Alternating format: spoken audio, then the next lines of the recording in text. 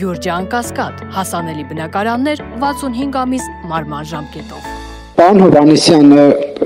եւ մյուս ներկներեք ես պետք է այս գրառումը մեջ բերեմ, որպեսզի հարցս ձևակերպեմ։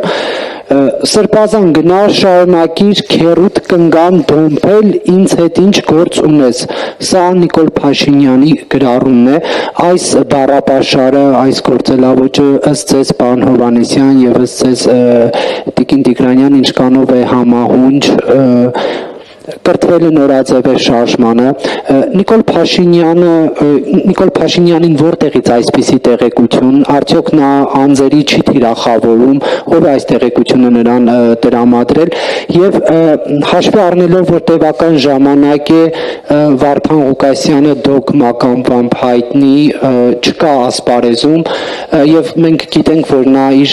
մեծ լսարանի հետ համակիրների հետ շփվելիս օգտագործում է նման բառապաշար, արդյոք իշխանությունը Նիկոլ Փաշինյանի գլխավորությամբ փորձում է այդ ընտրազանգվածին, համակիրներին, ընտրություններին ընդառաջ իր կողմը գրավել։ Շնորհակալություն։ Անդրադառնալով ընդհանուր թեմային,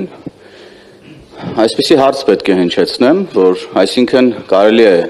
լինել կուսակրոն եւ այլասերված, եւ դա նորմալ է, բայց երբ որ դրա մասին խոսում ենք, դա նորմալ չէ։ Մենք այս դիտանկյունից պետք է հարցին նայենք, քաղաքական խոսույթին եւ խոսույթին առասարակ, այո, կարող են լինել նաեւ նման սուր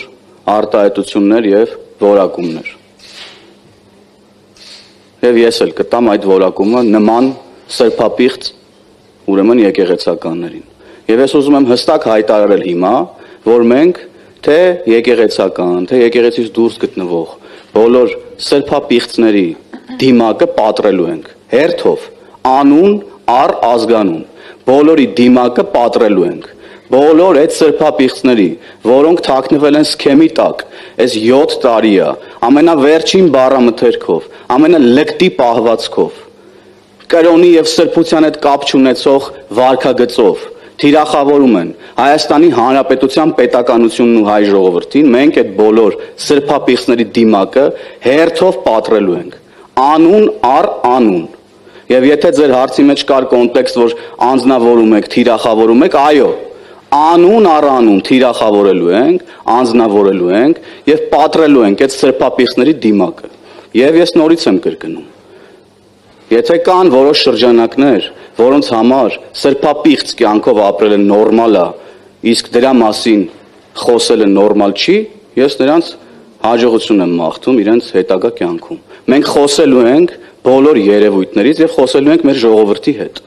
Եվ այն մարդիկ, ես տեսա ինչ-որ տարբեր որակումներ, գրառումներ, ամենավերջին բառամթերքն օգտագործող ամենալկտի մարդկանց կողմից, որոնք էլի այս 7 տարիների ընթացքում ինչ ասես չեն արելու, ինչ ասես չեն ասել, փորձում են բարեպաշտության ինչ-որ նորմերի մասին խոսալ, թող գնան մտնեն այն ծակերը, որտեղից դուրս են եկել։ Այդ մկան ծակերը թող գնան մտնեն վախեցած, ինչպես այն ժամանակ էին ապրում, շարունակեն այդտենց ապրել եւ հեռու մնան ժողովրդից ու ժողովրդի կողմից ընտրված իշխանությունից ու Հայաստանի Հանրապետության պետականությունից։ Շնորհակալություն։ Սիվիկեմ, խնդրեմ ձեր հարցը։ Հերթով Նարեկ ջան, հետո կտա։ Հարցի պատասխանը չստացա, որտեղից այդ տեղեկությունը եւ արդյոք փորձում եք ընտրազանգվածին ձեր կողմը դեպի հատլան։ Թե որտեղից այդ տեղեկությունները կիմանաք, երբ որ կգա հատիկ առ հատիկ դիմակները պատրելու ժամանակը։ Ձեր մյուս հարցին միանշանակ պետք է պատասխանեմ ոչ, այդ համատական տվյալ սրբապիղծ անձնավորության հետ անհամատեղելի է եւ անընդունելի է ինձ համար ձեր կողմից հիմա բերված, այդ համատականը կգնաք կանեք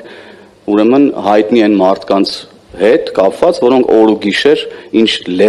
բառամթերքով ասես չեն խոսում, տարբեր մամուլի ակումբներում, տարբեր փոդքասթերում, ես եմ ինչ պատվալներում ու չուլաններում։ Շնորհակալ։ Ձեր հարցը։ Պարոն Հովհաննիսյան, հարցս ձեզ եմ ուղղում, մայիսի 28-ին Իշխան Սաղաթելյանը հայտարարել է, որ կանգնած են քաղաքական Սարդարապատի շեմին, ժամանակն է, որպեսզի Սարդարապատի ոգին դառնա քաղաքական շարժում։ Ես կխնդրեմ, ասեք ինչ նկատի ունի նա ըստ ձեզ։ Ես կներեք, բայց Իշխան Սաղաթելյանը ընդհանրապես այն անձնավորությունը չի, շատ փոքր մարդ է, որ ես հիմա իրան մեկնաբանեմ, ես չգիտեմ ինքը որտեղ է կանգնած, թող գնա իր համար հանգիստ կանգնի։ Շնորհակալություն։